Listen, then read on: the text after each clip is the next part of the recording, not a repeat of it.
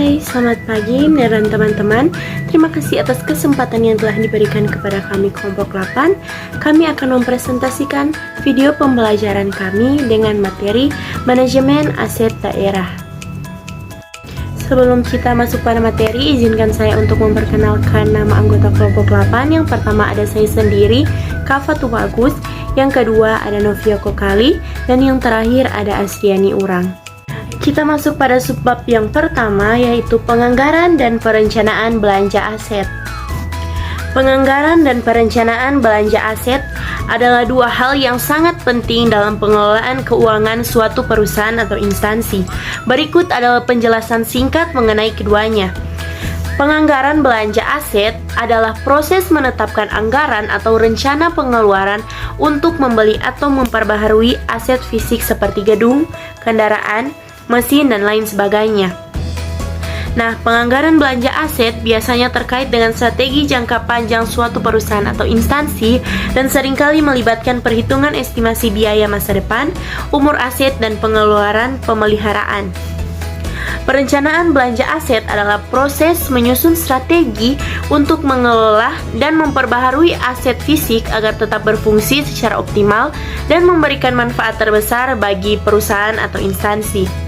Nah, perencanaan belanja aset ini melibatkan pemantauan umur aset, perencanaan perawatan dan perbaikan, serta evaluasi apakah aset tersebut masih memenuhi kebutuhan organisasi, kebutuhan perusahaan atau instansi.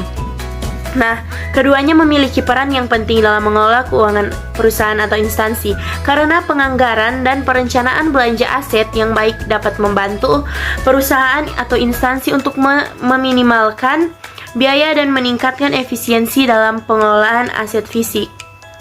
Penganggaran dan perencanaan belanja aset adalah bagian penting dari pengelolaan keuangan negara yang diatur oleh Hukum Pengelolaan Keuangan Negara. Dasar hukum untuk pengelolaan keuangan negara di Indonesia diatur oleh Undang-Undang Nomor 17 Tahun 2003 tentang Keuangan Negara dan Peraturan Pemerintah Nomor 58 Tahun 2005 tentang Pengelolaan Keuangan Negara. Dengan demikian, penganggaran dan perencanaan belanja aset harus memperhatikan prinsip-prinsip pengelolaan keuangan negara yang diatur oleh Hukum Pengelolaan Keuangan Negara, baik di tingkat nasional maupun daerah. Hal ini bertujuan untuk memastikan penggunaan anggaran secara efisien, efektif, dan sesuai dengan peruntukannya, serta memastikan akuntabilitas dan transparansi dalam pengelolaan keuangan negara. Proses-proses penganggaran dan perencanaan belanja aset keuangan negara. Penganggaran dan perencanaan belanja aset keuangan negara adalah proses yang kompleks dan melibatkan berbagai stakeholder di dalamnya.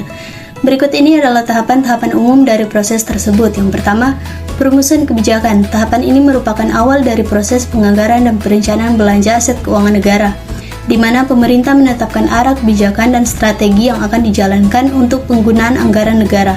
2. Penyusunan rencana kerja dan anggaran.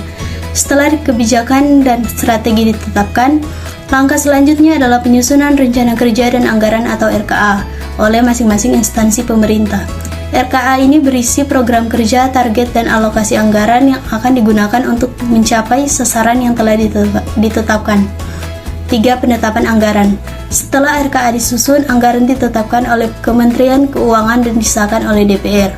Proses penetapan anggaran melibatkan negosiasi dan pembahasan antara pemerintah dan DPR mengenai alokasi anggaran untuk setiap program kerja. 4. Pelaksanaan anggaran.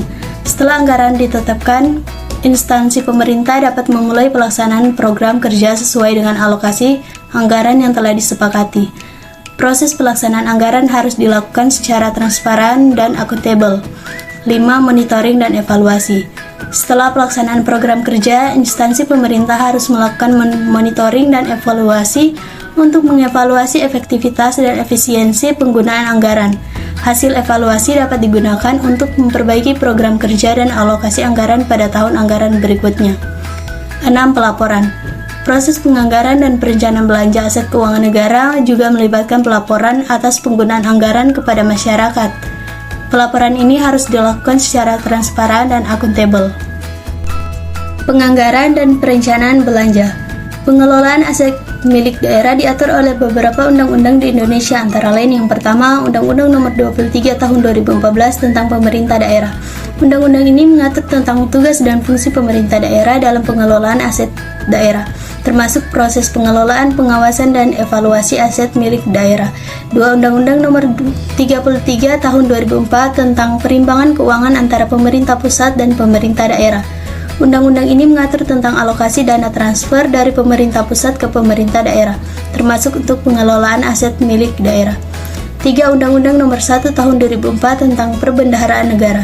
Undang-undang ini mengatur tentang tata cara pengelolaan keuangan negara, termasuk pengelolaan aset daerah. 4. Peraturan Pemerintah Nomor 38 Tahun 2007 tentang pembagian urusan pemerintah antara pemerintah daerah provinsi dan pemerintah daerah kabupaten atau kota. Peraturan pemerintahan ini mengatur tentang kewenangan dan tanggung jawab pemerintah daerah dalam pengelolaan aset milik daerah. Proses-proses penganggaran dan perencanaan belanja aset keuangan negara. Pihak yang terlibat proses penganggaran perencanaan belanja aset keuangan negara melibatkan beberapa pihak yang berbeda. Berikut ini adalah pihak-pihak yang terlibat dalam proses tersebut. Yang pertama, pemerintah. Pemerintah adalah pihak yang bertanggung jawab atas penganggaran dan perencanaan belanja aset keuangan negara.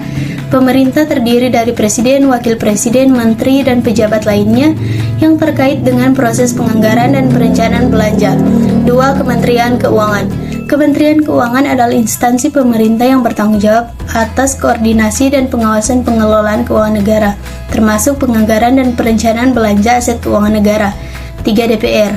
DPR adalah lembaga legislatif yang memiliki kewenangan untuk menyetujui anggaran negara dan mengawasi penggunaan anggaran tersebut. Keempat, BPK. BPK atau Badan Pemeriksa Keuangan adalah lembaga yang bertanggung jawab atas pemeriksaan pengelolaan keuangan negara dan memberikan laporan hasil pemeriksaan kepada DPR. 5. Instansi pemerintah. Setiap instansi pemerintah memiliki peran dalam proses penganggaran dan perencanaan belanja aset keuangan negara, terutama dalam proses penyusunan rencana kerja dan anggaran atau RKA dan pelaksanaan program kerja. 6. Masyarakat.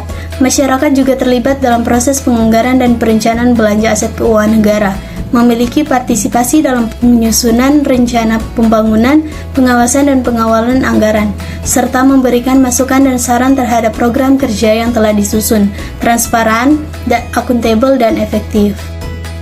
Selanjutnya, topik yang kedua yaitu pengelolaan aset milik negara. Pengelolaan aset milik negara. Pengelolaan aset milik daerah termasuk dalam manajemen aset publik yang meliputi aset tanah, gedung, infrastruktur, kendaraan, mesin, dan lain-lain yang dimiliki oleh pemerintah daerah. Jenis-jenis aset yang dimiliki oleh pemerintah daerah dapat bervariasi tergantung pada kebijakan daerah masing-masing. Beberapa jenis aset milik daerah yang umumnya dikelola oleh pemerintah daerah antara lain: yang pertama, aset tanah. Aset tanah milik pemerintah daerah dapat berupa tanah yang digunakan untuk pembangunan infrastruktur seperti jalan, jembatan, dan gedung-gedung pemerintah. Selain itu, pemerintah daerah juga dapat memiliki tanah yang digunakan untuk pengembangan kawasan perkotaan atau pertanian. Yang kedua, aset gedung. Aset gedung milik pemerintah daerah mencakup bangunan-bangunan yang digunakan untuk kantor pemerintah, rumah sakit, sekolah, dan fasilitas umum lainnya. Pengelolaan aset gedung meliputi perawatan, pemeliharaan, dan renovasi bangunan agar tetap layak dan dapat berfungsi dengan baik. Yang ketiga, aset infrastruktur. Aset infrastruktur milik pemerintah daerah meliputi jalan, jembatan, taman, taman bermain, pasar, dan fasilitas publik lainnya. Pengelolaan aset infrastruktur meliputi perawatan, pemeliharaan, dan perluasan fasilitas agar dapat memenuhi kebutuhan masyarakat. Yang keempat, aset kendaraan. Aset kendaraan milik pemerintah daerah meliputi mobil dinas, truk, dan kendaraan lain yang digunakan untuk keperluan pemerintah daerah. Pengelolaan aset kendaraan meliputi perawatan, pemeliharaan, dan penggantian kendaraan yang sudah tidak layak pakai. Yang kelima, aset mesin. Aset mesin milik pemerintah daerah meliputi peralatan mesin dan peralatan lain yang digunakan untuk keperluan pemerintah daerah. Beberapa pihak yang terlibat dalam pengelolaan aset milik daerah antara lain Yang pertama, pemerintah daerah. Pemerintah daerah sebagai pemilik aset memiliki tanggung jawab utama dalam pengelolaan aset milik daerah. Pemerintah daerah harus memastikan bahwa aset-aset tersebut dikelola dengan baik, terawat, dan termanfaatkan secara optimal untuk kepentingan masyarakat. Yang kedua, unit pengelola aset. Pemerintah daerah dapat membentuk unit pengelola aset yang khusus bertanggung jawab dalam mengelola aset-aset milik daerah. Unit ini dapat berupa badan pengelola keuangan dan aset daerah atau unit lain yang memiliki tugas dan fungsi yang sama. Yang ketiga, tim penilai aset. Tim penilai aset bertugas melakukan penilaian terhadap nilai aset-aset milik daerah yang akan dijual atau digunakan sebagai jaminan dalam kegiatan penjaminan dana. Tim penilai aset ini biasanya terdiri dari orang-orang yang ahli dalam bidang penilaian aset. Yang keempat, Satuan Kerja Perangkat Daerah atau SKPD. SKPD adalah unit-unit yang ada di dalam pemerintah daerah yang bertanggung jawab dalam penggunaan dan pemeliharaan aset-aset milik daerah. SKPD terdiri dari berbagai bidang seperti bidang kesehatan, pendidikan, infrastruktur, dan lain-lain. Dan yang kelima, pihak swasta. Pihak swasta dapat terlibat dalam pengelolaan aset milik daerah melalui mekanisme kontrak kerjasama atau konsesi. Nah, itulah video pembelajaran dari kelompok 8. Sampai jumpa di video selanjutnya. Terima kasih.